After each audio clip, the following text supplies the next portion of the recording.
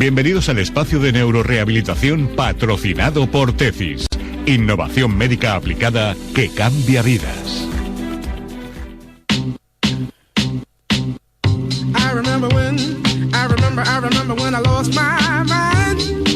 Como cada martes abrimos este espacio para reconectar el cerebro. Lo hacemos como siempre con Tecis y nos acompaña Manuel Rey, como siempre. Buenos días. Buenos días, Jessica. Buenos días a todos. Amida Alachi, buenos días. Buenos días, Jessica. Buenos días. Bueno, teníamos ganas de volver a escucharte por aquí también. Gracias, yo también, estar en casa de todos los oyentes. Bueno, y vamos a hablar de prevención, ¿no? Vosotros tratáis con esa tecnología que tenéis, Recoverix, recuperación, ¿no? Habilidades cognitivas, motoras, a través de personas que han padecido un ictus, esclerosis múltiple también, y vamos a hablar de prevención, de cómo prevenir para no poder tratar, que eso sería la solución, la maravilla, ¿no? Y aquí concretamente hablamos de prevención del ictus, ¿no, Ami? Pues sí, y sobre todo es importante, ¿no?, repasar un poco unos datos que vamos viendo, ¿no? Solo vamos a echar una pincelada. En España sufren un ictus unas 120.000 personas al año y vemos que la tendencia es creciente. En Europa, imaginaros, bueno, aunque a veces es difícil consolidar los datos, porque es complejo, ¿no?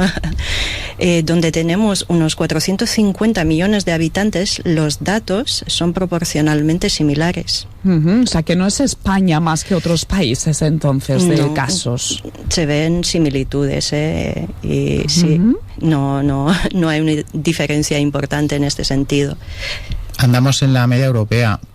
Por dar el dato así más centrado, cada minuto suceden unos 2 ictus en la Unión Europea. Uno cada 30 segundos. Esto estadísticamente, ¿eh?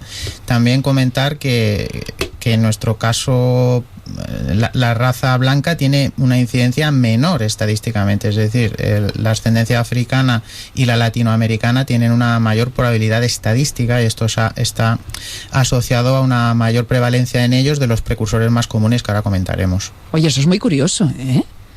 Siempre se ha dicho, ¿no? Ahora con lo que nombráis sobre el ictus, pero además también en otras patologías, enfermedades, parece que en muchas ocasiones son como más fuertes, ¿no? Sí, correcto. Pero hay buenas noticias. Es decir, según la Sociedad Española de Neurología, se estima que alrededor del 80 o hasta 90% de los casos de ictus se podrían prevenir. Se podrían. Ahora falta ver cómo, ¿no? ¿Cómo se hace eso, Ami? Cuéntanos. Hombre, lo interesante es a tener en cuenta siempre que hay factores de riesgo modificables y no modificables. Por eso ahí lo de otra raza como la negra y los latinoamericanos tienen una incidencia mayor, ¿no?, en riesgos modificables. Es la no modificable, ¿no? Exacto. Luego, en los factores de riesgo modificables tenemos lo típico casi generalmente de muchas patologías: la presión arterial elevada, la diabetes, patologías cardíacas, la obesidad, sedentarismo, tabaquismo, etcétera, etcétera. Las no modificables, evidentemente, son la edad, la genética, antecedentes familiares. Si has tenido un ictus, por ejemplo, ahí ya tienes un factor que no puedes modificar. Eso es, hay pacientes que han tenido varias veces ictus, ¿no? ¿Esto por qué sucede? Una vez que tienes un ictus, te ha dado un ictus, ¿te puede volver a dar? ¿Tienes como más papeletas? Sí, la incidencia luego y la prevalencia puede ser mayor en ese sentido en estos pacientes, ¿no? Y la probabilidad de sufrir un segundo ictus crece a lo largo del tiempo, ¿no?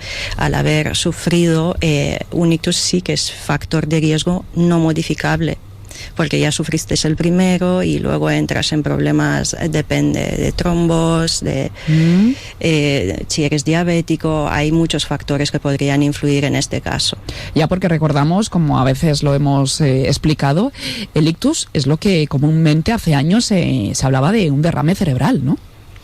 Realmente es lo mismo un derrame cerebral que un ictus, ¿no? Siempre la sociedad sanitaria intenta aglutinar y agrupar y encontrar un nombre para que sea a nivel internacional común. ¿Y eso es el ictus? Es el ictus, sí. Hablabas antes, a mí también, que son datos que van creciendo en los últimos años. ¿Por qué van creciendo esos datos? Hablabas de esos factores modificables. ¿Qué pasa? ¿Cada vez nos cuidamos peor? Hombre, y no quiero decir que sí, pero es verdad, es así, ¿no? Influye mucho cómo nos cuidamos y cada vez estamos más metidos en nuestra monotonía, en nuestra vida del día a día, en la alimentación. Hay muchas cosas que pueden influir y la salud a veces queda en el último escalón. Y también hay que decir aquí que hay un aumento significativo de casos de personas entre 20 y 64 años, aunque sigue siendo más común en personas mayores de 65 años, ¿no? Pero sí, influye mucho de cómo nos cuidamos. En personas jóvenes también, entonces hay aumento. Sí. Nosotros en personas jóvenes sí, cada vez vemos más incidencia. Y en práctica clínica, el paciente de la edad media, creo que ya lo he comentado alguna vez aquí, es más baja de lo que se podría pensar inicialmente. Está más alrededor de los 50 y pocos, 60 y pocos que de los 70. Es decir, tenemos pacientes desde poco más de 40 a más arriba, ¿no? Pero que sí. Y es preocupante, ¿no?, que las personas más jóvenes sea justo la franja de edad donde más está subiendo la incidencia, ¿no? Aunque en valores absolutos siga habiendo menos que en bandas más altas, pero esto es preocupante a nivel social. Habláis de ese factor edad, de que cada vez hay más incidencia en los jóvenes. ¿Es más fácil poder recuperar una persona más joven con Recoverix? Generalmente sí. ¿Por qué? Porque a nivel biológico una persona más joven se regenera mejor, tiene una respuesta mejor, fisiológica también. Y el cuerpo está preparado, ¿no?, a regenerarse mejor cuando somos más jóvenes. No quiere decir que cuando somos mayores no tengamos la capacidad de regeneración celular, de utilizar la neuroplasticidad, la tenemos, solo que va más lento todo.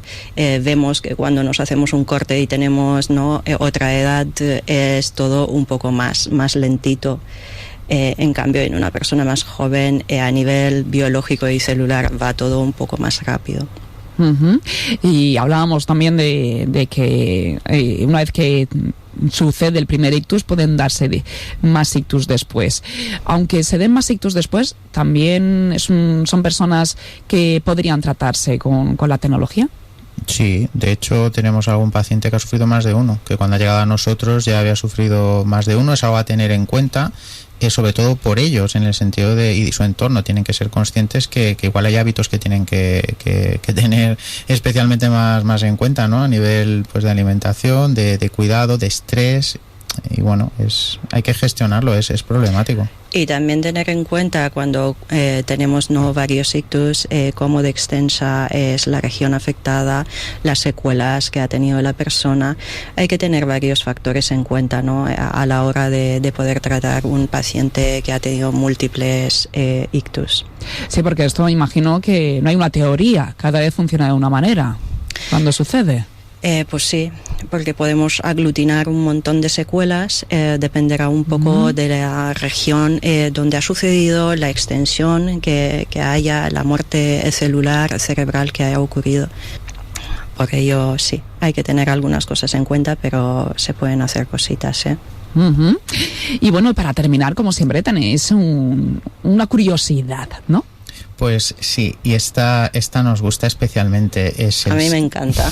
Es muy curioso. Os vamos a hablar del síndrome del sabio adquirido. ¿Y esto qué es? ¿Sabio adquirido? El sabio adquirido es una persona que desarrolla de forma súbita o repentina habilidades extraordinarias que no tenía hasta ese momento. Dices, vale, ¿esto cómo? Pues a raíz de una lesión cerebral, una enfermedad, un traumatismo. Esto se entiende mejor con un ejemplo. Vale. Hemos preparado 3 muy breves.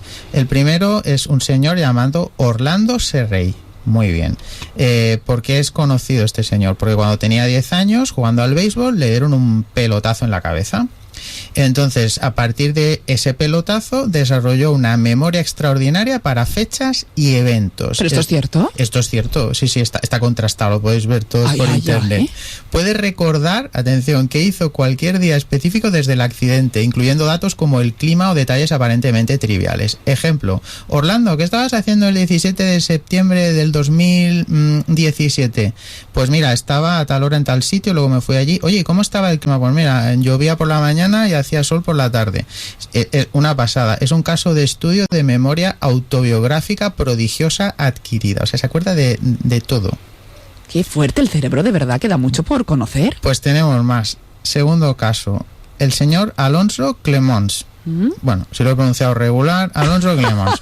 Sufrió una lesión cerebral severa en la infancia. Es decir, tuvo una enfermedad, no sabemos exactamente cuál, que lo dejó intelectualmente discapacitado. Él tiene un CI bajo.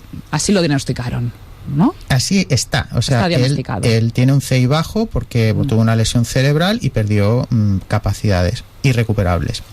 Sin embargo, a raíz de eso, desarrolló una capacidad extraordinaria para esculpir con extrema precisión animales a escala natural. ¿Qué me dices? Con proporciones anatómicas perfectas. Solo necesita verlos una vez. Conclusión, o sea, ejemplo, le enseñas un caballo y él te hace una escultura exactamente del caballo. Te lo clava. ¿Todo eso a raíz de esa enfermedad? A raíz de esa enfermedad. Es increíble, ¿eh? Este señor es internacionalmente conocido como el escultor sabio y su obra se expone en galerías. Tiene hasta una web, pues si lo queréis mirar. Alonso Clemons. Oye, pues ni tan mal, Alonso. Hombre, no le he ido mal del todo, pero, hombre, tiene el hombre sus cosas. Sus cosas, sí. Y ya termino el último, pero es que este además a mí me parece espectacular. El señor Tony Cicoria. Bien. Pues Tony, en el año 1994, cuando aún existían las cabinas telefónicas, niños y niñas, las cabinas eran un invento que había antes, cuando no teníamos móviles, ¿vale? Pues él estaba un día haciendo una llamada telefónica y cuando colgó y salía de la cabina cayó un rayo cerca. ¡Ay! Y él cayó al suelo, paro cardíaco. Sí. Pero justo la señora que había detrás esperando para llamar resultó ser enfermera, le hizo una RCP para mantenerlo vivo, le ayudó, luego vino emergencias y cuando él se recuperó resultó que había desarrollado súbitamente una pasión y una habilidad espectaculares para el piano y la composición musical, pese a no haber mostrado antes ningún interés. ¿En serio? Correcto. Los tres están contrastados porque... O sea, a él le vino hasta bien el rayo. Bueno, porque si no le mermó ninguna capacidad, sino al revés. Esta es que es hermosa, ¿no? Realmente. Hombre. La de Tony Cicoria es que es preciosa. Esta historia a mí me gusta mucho. Y eso sí, recordad el síndrome de Savant, que lo llamamos así, o del sabio adquirido. Es algo que la ciencia hoy en día no sabe explicar. No hay explicaciones a día de hoy aún de esto. No se puede saber. Es que vamos, o sea, tú estás llamando por teléfono, te cae un rayo y te vuelve medio Mozart. Pues hombre, así explicado... Ni en las mejores películas, oye, pasa esto. Pues casos reales, la realidad supera la ficción. Total. Bueno, Manuel, Ami, como siempre, gracias por estar con nosotros de Tecis, reconectando el cerebro. Muchas gracias a Encantados vosotros. de estar. Buen día. Espacio patrocinado por Tecis, neurorehabilitación post-ictus y esclerosis múltiple. Tecis, innovación médica aplicada que cambia vidas.